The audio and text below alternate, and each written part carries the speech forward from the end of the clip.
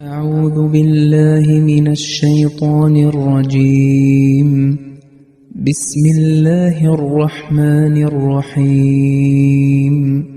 فويل للذين يكتبون الكتاب بأيديهم ثم يقولون هذا من عند الله ليشتروا به ثمنا قليلا فويل لهم مما كتبت أيديهم وويل لهم مما يكسبون.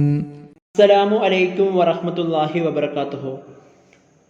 സൂറ അൽ ബഖറയിലെ 80-ാം വചനമാണ് നാം ശ്രവിച്ചത്.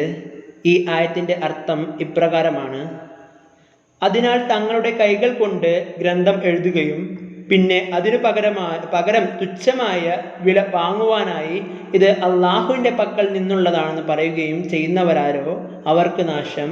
ഏതൊന്ന് അവരുടെ കൈകൾ എഴുതിയുണ്ടാക്കിയോ അത് നിമിത്തവും അവർക്ക് നാശം. ആർ ഏതൊന്ന് സമ്പാദിക്കുന്നുവോ അതുമൂലവും അവർക്ക് നാശം. സയ്യിദുന ഹദ്റത്ത് മുസ്ലിം മൗഊദ് റളിയല്ലാഹു അൻഹു ഈ ആയത്തിനെ വിശദീകരിച്ചുകൊണ്ട് തഫ്സീറെ കബീറിൽ പറയുന്നു: ഈ ആയത്തിൽ ഒരു പ്രത്യേക ചുരുക്കെഴുത്ത് പ്രയോഗിച്ചിരിക്കുന്നു. അതായത് പദപ്രയോഗത്തിൽ നിന്ന് ആദ്യ ആയത്തിന്റെ തുടർച്ചയാണെന്നും ആദ്യ ആയത്തിൽ പരാമർശിച്ചിരിക്കുന്ന അതേ ആളുകളെയാണ് ഈ ആയത്തിലും പരാമർശിച്ചിരിക്കുന്നത് എന്നും തോന്നും വിധത്തിലാണ്. എന്നാൽ വാസ്തവത്തിൽ ഈ ആയത്തിൽ വേറൊരു കൂട്ടം ആളുകളെയാണ് പരാമർശിച്ചിരിക്കുന്നത്.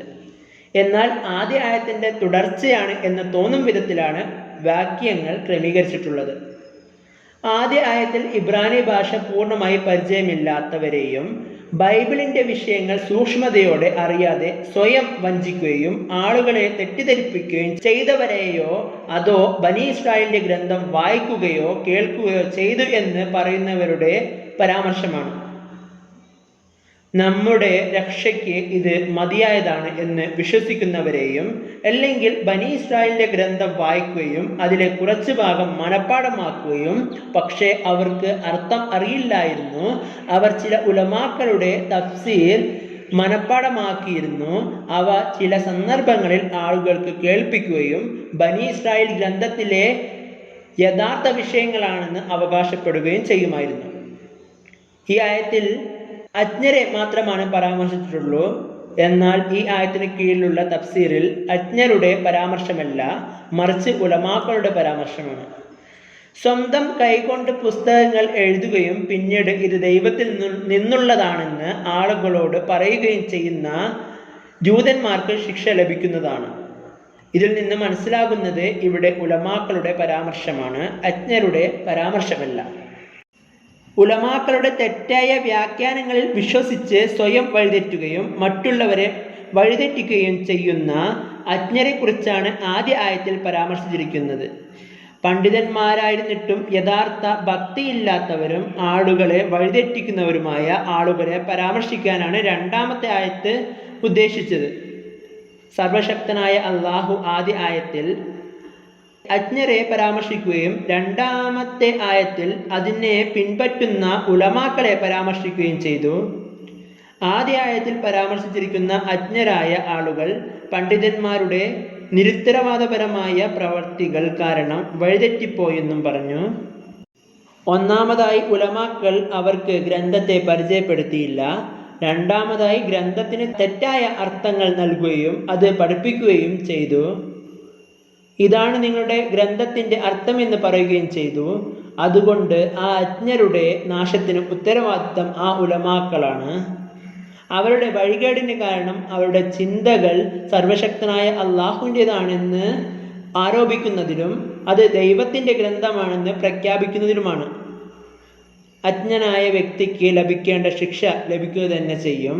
എന്നാൽ അതേസമയം ഈ ഉലമാക്കളും അവരുടെ വഴിതെറ്റിന് ഉത്തരവാദികളാവുകയും സ്വന്തം പാപങ്ങൾക്ക് പുറമെ ആ അജ്ഞരായ ആളുകളുടെ ശിക്ഷയിലും അവർ പങ്കാളിയാകുകയും ചെയ്യും. ഇക്കാരണത്താൽ അജ്ഞതയെക്കുറിച്ച് പരാമർശിച്ചതിന് ശേഷം പറഞ്ഞു: സ്വന്തം കൈകൊണ്ട് പുസ്തകം എഴുതിയ ശേഷം ഇത് അള്ളാഹുവിൽ നിന്നുള്ളതാണെന്ന് പറയുന്നവർക്കാണ് ശിക്ഷ വരിക. ചുരുക്കത്തിൽ ജൂതന്മാർക്കിടയിൽ പണ്ഡിതന്മാരുണ്ട്, എന്നാൽ അവർ തങ്ങളുടെ അറിവ് അന്യായമായി മുതലെടുക്കുകയാണ് ചെയ്തത്. രണ്ടാമതായി അജ്ഞരുടെ വഴിതെറ്റലിൻ്റെ ഉത്തരവാദിത്വം ഈ പണ്ഡിതന്മാരുടേതാണെന്ന് വിശദീകരിച്ചു. മൂന്നാമതായി അജ്ഞരുടെ പ്രവർത്തികൾക്ക് ലഭിക്കുന്ന ശിക്ഷയിൽ പണ്ഡിതന്മാരും ഉൾപ്പെടുമെന്ന് വിശദീകരിച്ചു. കാരണം അവർ തന്നെയാണ് വഴിതെറ്റലിന് ഉത്തരവാദികൾ.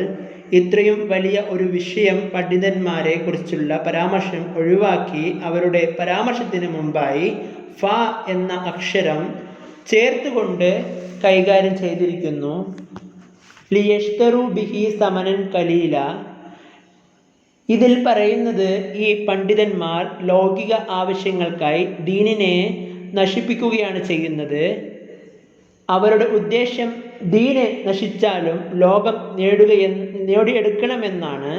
ഇവിടെ ചോദ്യം വരാവുന്നതാണ്, കൈകൊണ്ട് തന്നെയാണ് ചെയ്യുന്നത്, പിന്നെ എന്തിനാണ് ബി ഐദീഹിം എന്ന വാക്ക് ചേർത്തത്?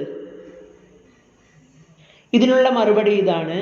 ഐദി എന്ന വാക്ക് ഊന്നിപ്പറയലിനാണ് ചേർത്തിരിക്കുന്നത്.